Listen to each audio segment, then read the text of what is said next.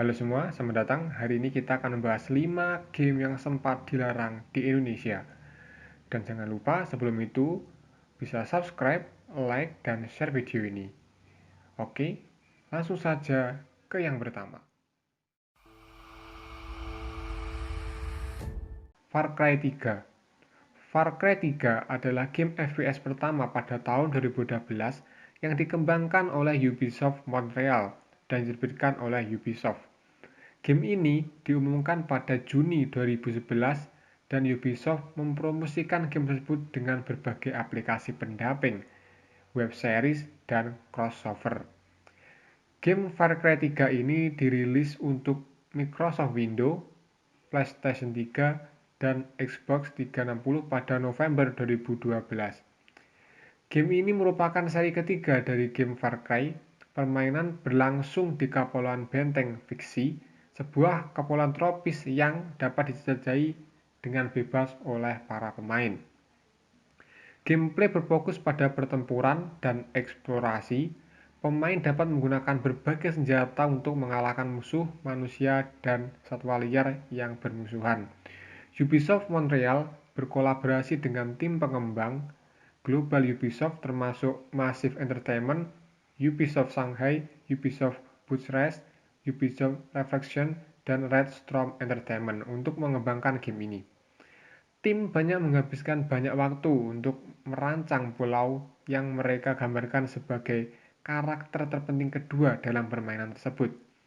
Game yang menyajikan action adventure dengan sistem open world ini pasti membuat para gamer puas. Namun, game ini pernah diblokir oleh pemerintah Indonesia. Alasannya, karena game ini menggunakan Indonesia sebagai latar tempat daripada game ini. Sebelumnya, pihak developer sudah memberitahu bahwa mereka terinspirasi dari Afrika untuk masalah latar, tetapi banyak gamer yang komplain bahwa latar dari game ini sangat terlihat sama dengan Indonesia, dengan flora dan fauna yang mencolok dan bahasa yang dipakai oleh beberapa NPC pada game tersebut yang menggunakan bahasa Indonesia. Game ini akhirnya dilarang karena takut menyesatkan masyarakat Indonesia. Kenapa bisa dibilang bisa menyesatkan? Karena pada game ini, kehidupan di Indonesia digambarkan sebagai kehidupan neraka dengan banyaknya penyakit, kelaparan, dan wabah. Fight of God. Fight of God adalah sebuah permainan atau game buatan perusahaan pengembang independen Taiwan, Digital Craft, yang mempertarungkan sejumlah figur yang berasal dari bidang agama dan mitologi. Game ini dirilis pada 7 September 2017 untuk Windows dan 13 Desember 2018 di Switch. Fight of God dikembangkan oleh Digital Crafter dan diterbitkan oleh Peak Global Limited, Digital Crafter, dan Kosen. Beberapa karakter dalam game ini seperti Amaterasu, Anubis, Athena, Freyja, Guanggong, Zeus, Mazu, Moses, Odin, Santa, Buddha, Sif, Zeus, dan Lamia. Game bergenre permainan pertarungan, permainan video independen, dan permainan aksi ini sekarang bisa dimainkan pada PlayStation 4, Nintendo Switch, dan Microsoft Windows. Game fighting yang satu ini sempat dilarang di berbagai negara termasuk Indonesia. Lalu kenapa? Sesuai dengan nama daripada game ini, di sini kalian akan mempertandingkan sebagai Tuhan yang melawan Tuhan dari berbagai agama dan mitologi yang ada. Si pembuat dan beberapa gamer mungkin menganggap game ini hanyalah permainan, tapi dengan adanya berbagai karakter yang sudah sangat jelas yang menggunakan Tuhan dan dewa, sudah sangat jelas memiliki potensi yang sangat tinggi untuk menimbulkan isu SARA. Apalagi di Indonesia sendiri terdiri dari berbagai agama yang tentu bisa saja menjadi kontroversi terkait dewa ataupun Tuhan dari berbagai agama yang saling bertarung. Apalagi game ini bisa saja dimainkan oleh anak-anak dan remaja yang tentu jika tanpa pengawasan bisa menjadi salah satu bentuk pemikiran bahwa Tuhan ada yang kuat dan ada yang lemah, yang padahal seharusnya rasa toleransi yang harus diterapkan pada diri anak-anak dan remaja. Dan tanpa basa-basi, Kominfo langsung memblokir game ini di Indonesia.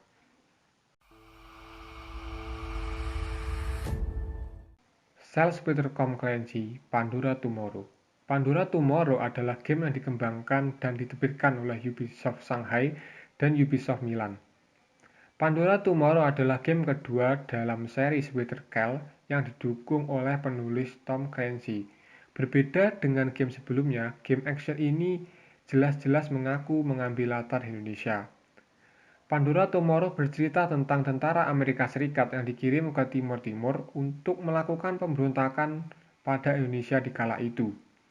Permainan ini mengikuti aktivitas rahasia Sam Fisher, seorang agen yang bekerja untuk Cabang Operasi Hitam Badan Keamanan Nasional atau NSA. Versi PlayStation 2 dan GameCube juga menampilkan misi pemain tunggal tambahan untuk mengimbangi gameplay yang diringkas dibandingkan pada versi PC dan Xbox. Pada akhir Maret 2004, Pandora Tomorrow telah terjual 1,7 juta kopi. Total penjualan mencapai 2,7 juta unit pada akhir Juni dan naik menjadi 2,8 juta pada September.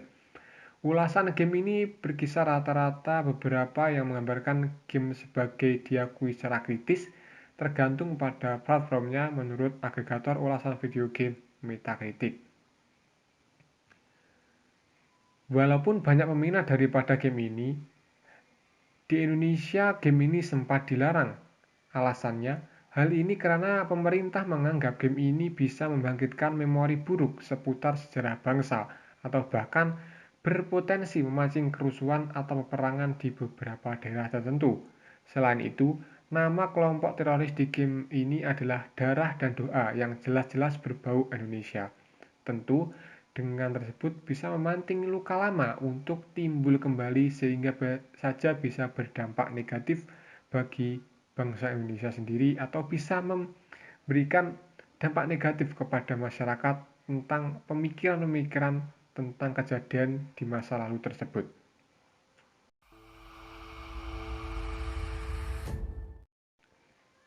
Rapley terkenal dengan kebudayaannya unik, ternyata perusahaan Japanese Studio Illusion merilis sebuah game kontroversi yang dirilis pada tahun 2006 yang bernama Rapley. Rapley sendiri adalah sebuah game di mana pemainnya berperan sebagai monster sex yang tugasnya adalah memperkosa wanita yang ada di dalam game tersebut. Tentu dapat diketahui dengan jelas kenapa game ini bisa dilarang di berbagai negara di dunia, termasuk Indonesia sendiri. Ada beberapa juga negara di Indonesia yang masih memperbolehkan game ini, seperti di Amerika Serikat. Negara pemeran SAM ini memperbolehkan game Rapley tetapi dibatasi dan diberi label hanya untuk dewasa. Negara lain yang melarang game ini seperti Argentina dan New Zealand sangat jelas-jelas melarang game tersebut untuk beredar.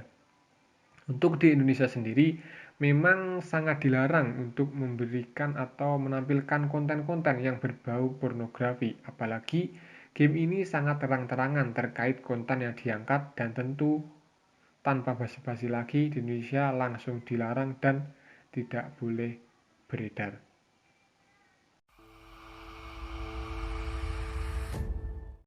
Manhunt 2. Manhunt 2 adalah game video horor siluman psikologis yang diterbitkan oleh Rockstar Games.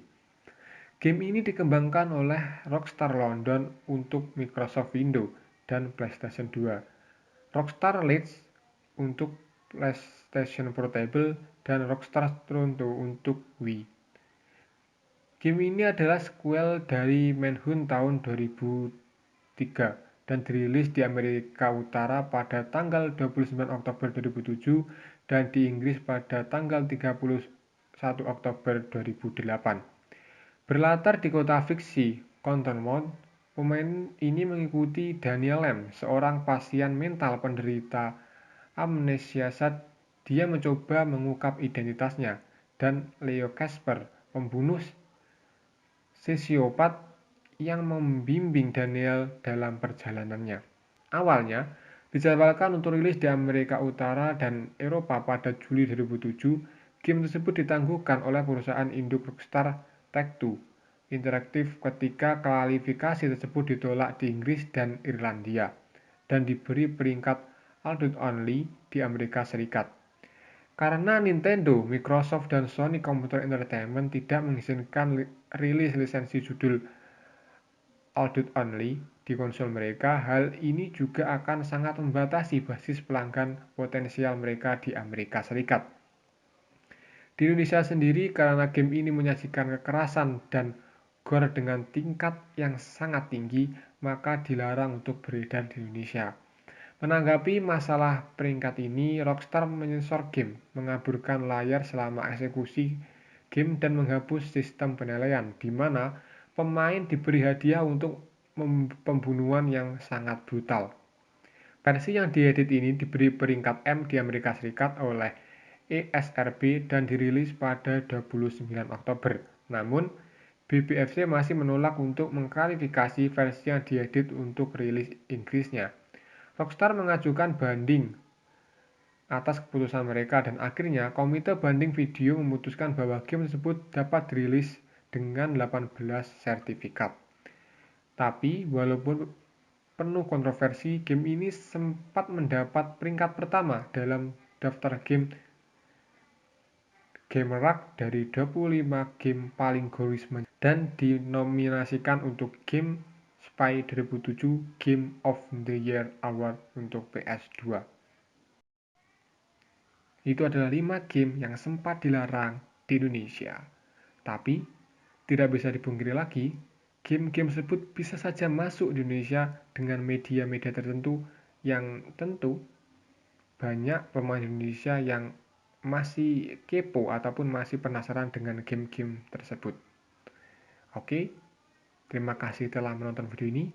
Jangan lupa untuk subscribe, like, dan share video ini. Semoga bermanfaat.